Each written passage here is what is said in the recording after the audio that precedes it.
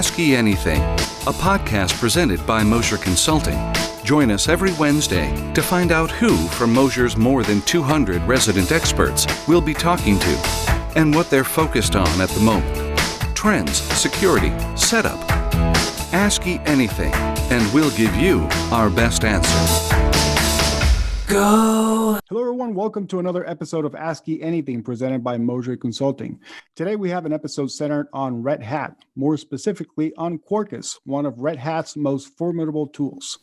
It is worth noting that Mosher Consulting is a Red Hat Apex partner, and in 2020, Mosher was named Red Hat System Integration Partner of the Year. With us today, we have Jim Garrett of Red Hat, who will talk about what Quarkus is and what it could do for you or your organization. Jim works at Red Hat, the world's leading provider of open source software solutions. He is part of the North American Channel Solutions Architecture Group, responsible for helping customers solve the most difficult and challenging problems they face. He believes in using technology to empower others through open communication, sharing of knowledge, and liberal use of open source. For the past 20 years, Red Hat's open source software development model has produced high-performing, cost-effective solutions. Red Hat's model mirrors the highly interconnected world we live in, where ideas and information can be shared worldwide in seconds. Today, more than 90% of Fortune 500 companies rely on Red Hat. Red Hat offers the only fully open technology stack, from operating system to middleware, storage to cloud, and virtualization solutions. Red Hat also provides a variety of services, including award-winning support, consulting, and training. Jim has lots of past consulting experience in the fields of enterprise architecture, solution architecture, and end-to-end implementation. He also has a solid management experience starting up new IT projects and engagements, program management, client relationship, team building, and delivery with global multicultural teams. Jim, thank you very much for being with us today. We really appreciate your time. We really want to hear more about Quarkus. How are you today? I'm doing great, thanks. It's a real pleasure to be here with you and to have an opportunity to talk about Quarkus. That's phenomenal, Jim, and we really appreciate you taking the time here today to talk to us. So let's dive right in. Can you describe what Quarkus is? So for the common user, they need to understand that Quarkus is a full stack Kubernetes native Java framework made for Java virtual machines. It's optimized specifically for containers and enabling it to become an effective platform for serverless, cloud, and Kubernetes environments. In fact, from the outset, Quarkus was designed around a container-first philosophy. And what this means is that Quarkus is optimized for low memory usage and fast startup times. So when an application is compiled down to a native image, it starts much faster, and it can run with a much smaller heap than the standard Java virtual machine.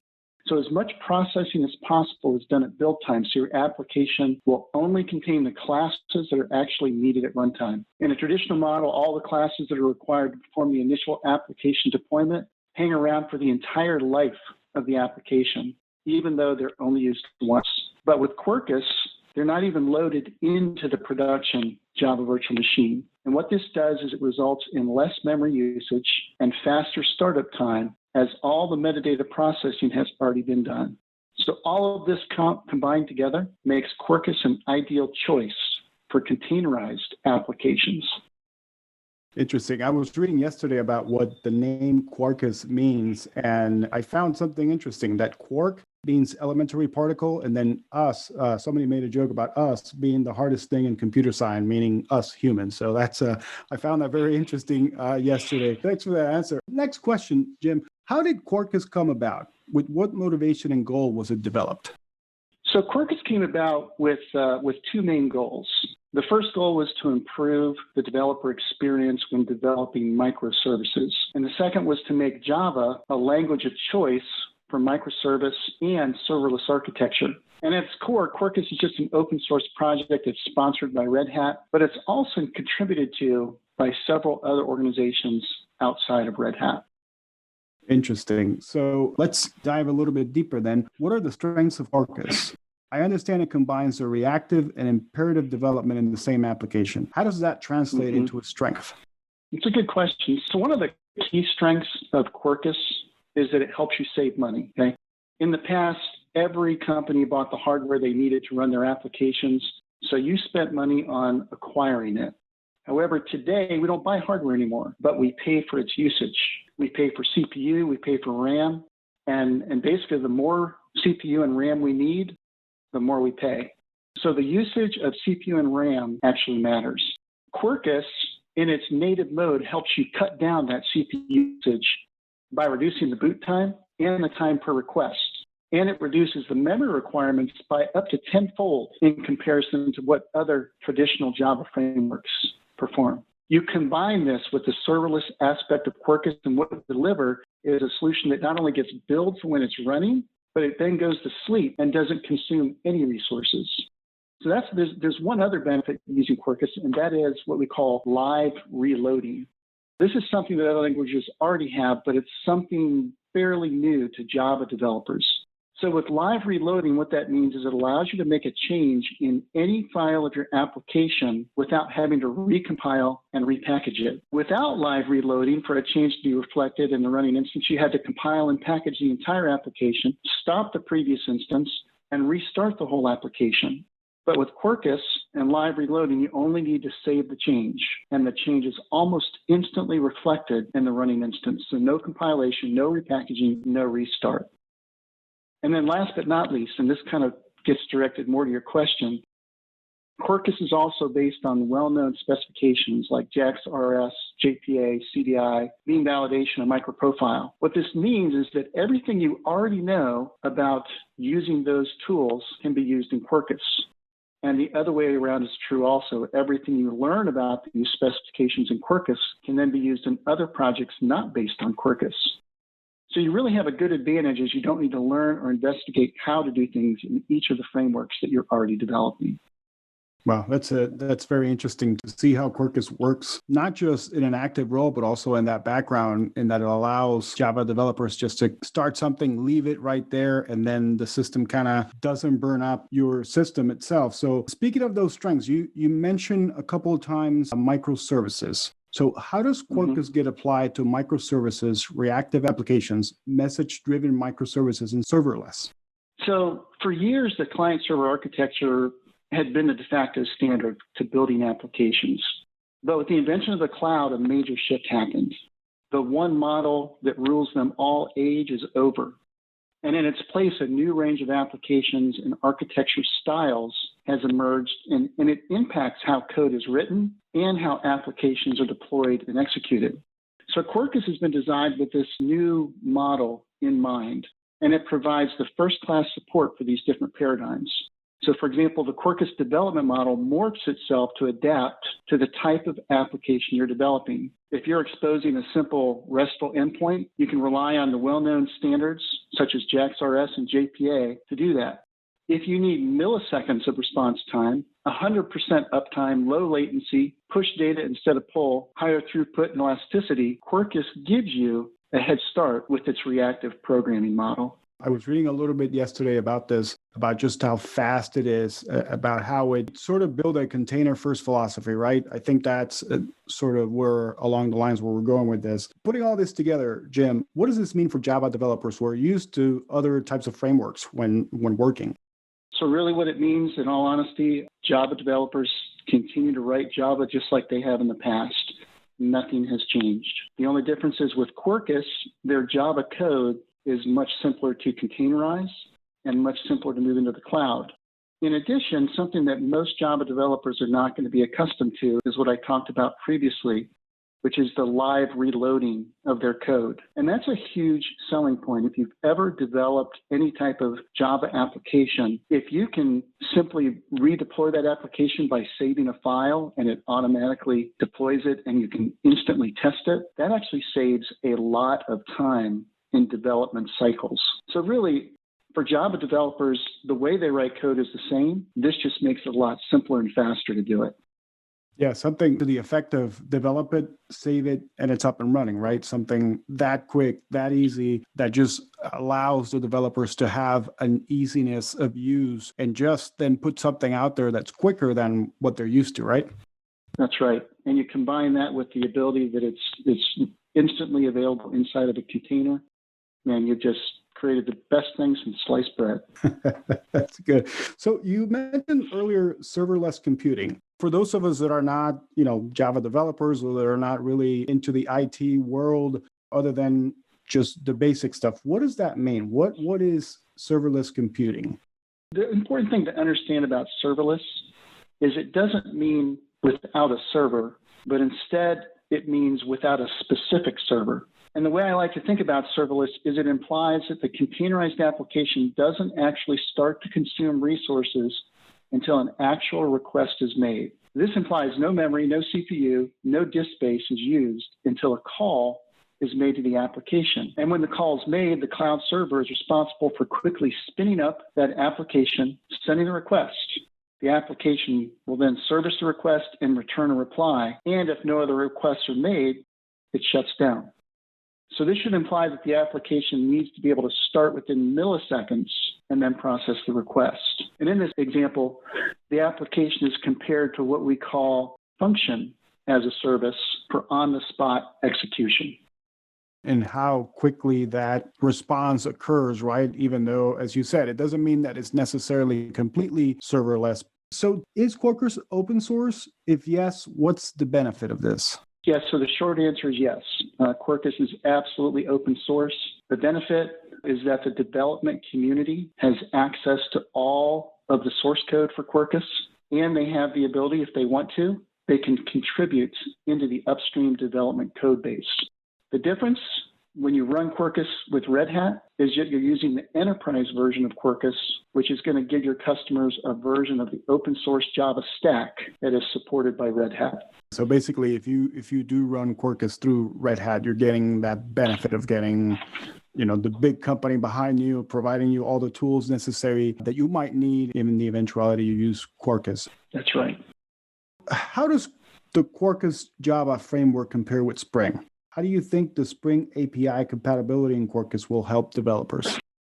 So first of all, both Quarkus and Spring offer a very powerful stack of technologies and tools to build Java applications.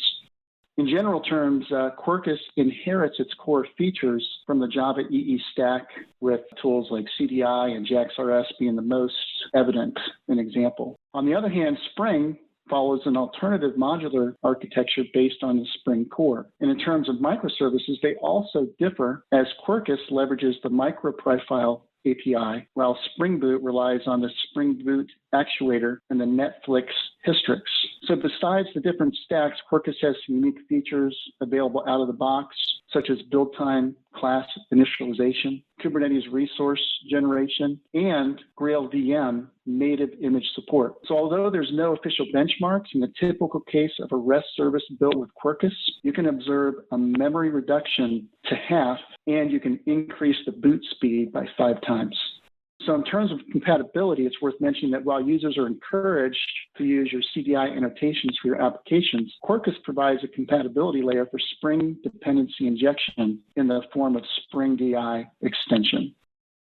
So basically, Quarkus does provide an advantage when it comes to speed, right? As you were mentioning, just that it provides a quicker speed of developing for those that are using it versus the Spring API. However, they are very similar in what they do. Mm-hmm. That's correct. They're very similar in what they do. I mentioned something earlier about Quarkus being container first. Since Quarkus is a relatively new framework that promises lightweight development of container first applications in Java, what is meant by container first? What does that mean? So what it means is Quarkus from the beginning was thought to work perfectly inside a container. So by its architecture, they wanted it to work perfectly inside a container.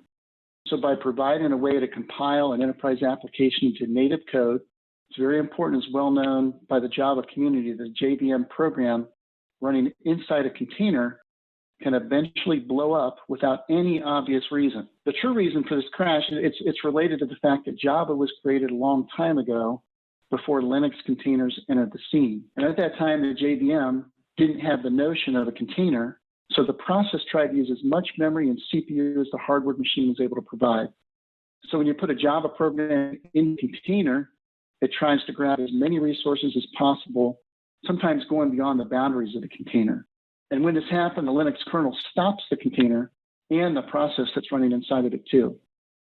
So although this has improved since then, making Java 11 ready to be used in containers, you still need to know how to do it. And Quarkus fixes that problem by providing a way to produce a native executable of your enterprise Java application, so you get the same behavior as any other native compiled program when they're run inside a container.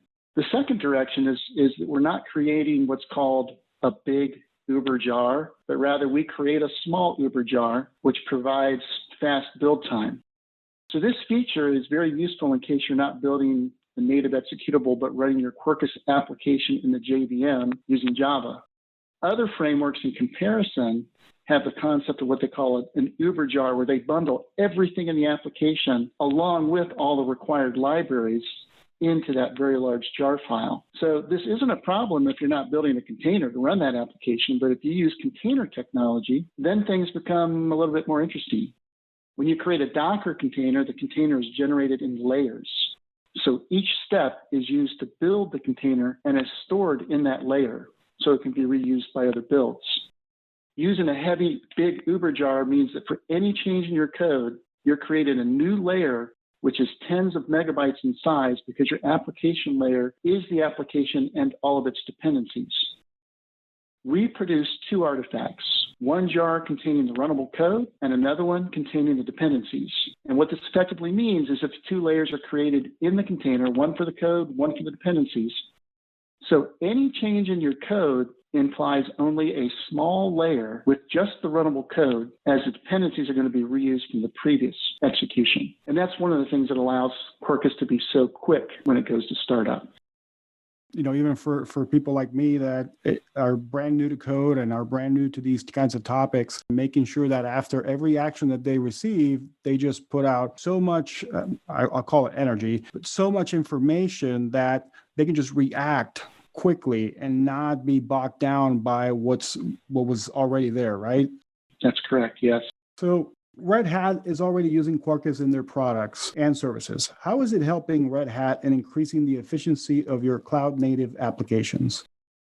So Red Hat is always working on increasing the efficiency of cloud-native apps, and they do it in several ways, through a combination of practices and technologies and processes that eventually lead to cloud-native application success.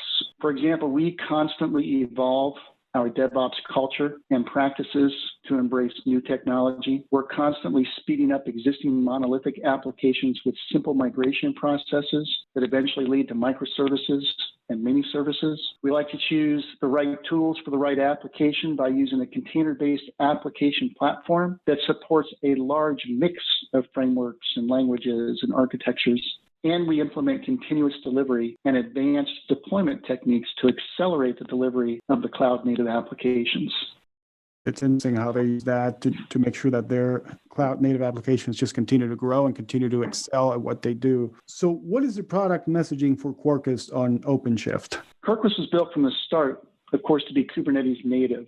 Quarkus starts with a small footprint, low memory, fast startup for Java. It's great for containerization. It's great for orchestrated microservices and serverless. And then it touches on developer productivity features like live coding, remote development, reactive and imperative programming models, supports for microprofile. And it also provides for new innovation for Java and the extension of the ecosystem. So with Quarkus now being included in Openshift, the message will get a refresh to provide more detail around why it's the best choice for modern microservice and serverless development. So for example, calling out the parts of Quarkus that integrate directly with Openshift make it easier to develop compared to what people do today, either on or off of Openshift. And longer term, the messaging will add support for what we call Knative functions, Openshift pipeline integration, and new work on the operators that Java developers are creating. So in turn, making it easier just to use Quarkus on Openshift or really on any other application that it might be applied to, correct?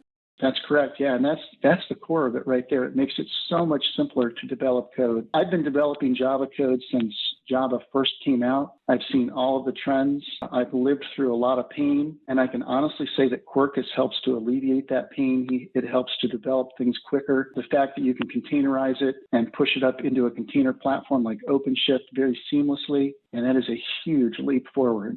and being able to develop Java code. And one other thing I might want to add is, Java, there's a lot of competitive products to Java. There are things like Node.js and the different things like you can do with JavaScript, AngularJS.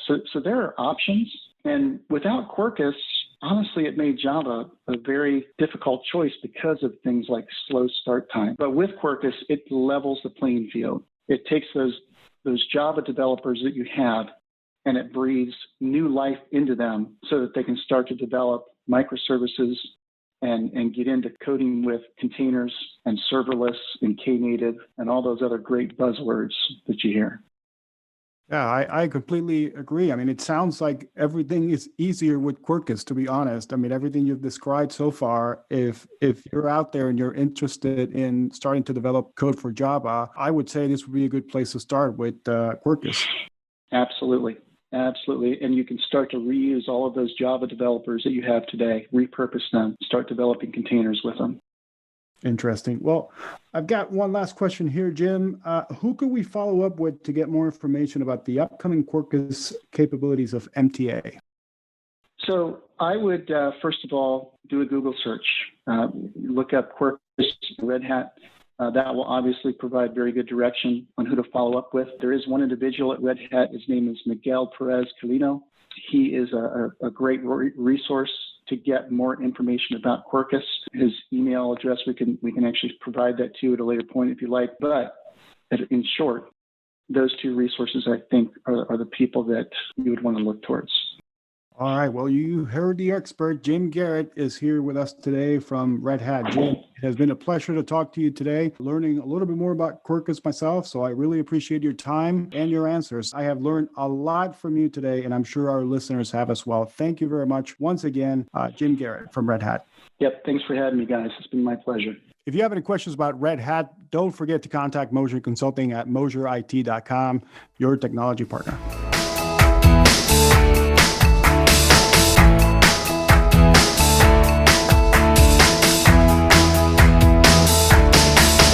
Go.